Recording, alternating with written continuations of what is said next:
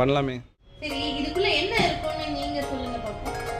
கஸ்டமருக்கு ஃபேவரா, கஸ்டமரோட வெல்த்காக, கஸ்டமருக்கு இமிடியேட்டா சப்ளை பண்ணணும். இதுதான் எங்களோட மோட்டிவாவே இருக்கு. சூப்பர். அவங்களுக்கு கட்டிங் மிஷின்ஸ் தான் வாங்கியிருக்கோம். பாத்தீங்களா, இங்க பாருங்க. ஓ, கட்டிங் மிஷின்.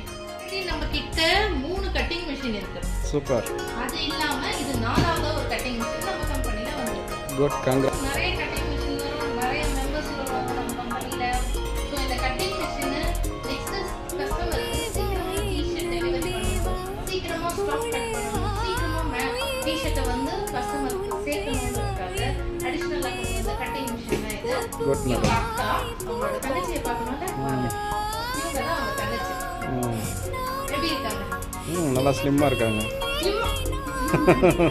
அக்கா வந்து கொஞ்சம் பெருசு, தங்கச்சி கொஞ்சம் குட்டி. சூப்பரா இருக்காங்க. சோ மிஷின்ஸ்லாம் நல்லாவா பக்கவா வந்திருக்கு. ஓகே.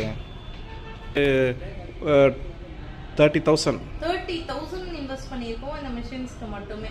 Good madam. என்ன மேடம் இவ்வளோ பெரிய மிஷின் வந்திருக்கு, யார் கட் பண்ண போகிறோம்? யாராவது பெரிய கட்டிங் மாஸ்டர் எக்ஸ்பீரியன்ஸால் யாராவது வர போகிறாங்களா? ஆமா, கூடிய விரைவில் நியூவா ஒரு கட்டிங் மாஸ்டரை நம்ம வர வைக்க போறோம். Good madam. யார் மேடம் அது? அது யாரும் இல்லை, நீங்களே சொல்லுங்க யாரா இருக்கும்னு.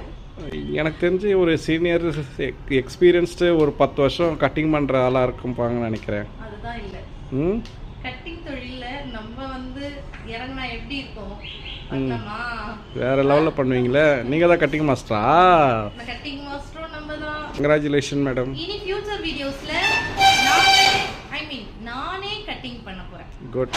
உங்களுக்கு வர டி-ஷர்ட்ல என்னோட கட்டிங் கைமணம் எப்படி இருக்குன்னு பார்க்கலாம். Good good, thank you. ஓகே, சரி, நீங்க சிசர்ஸ்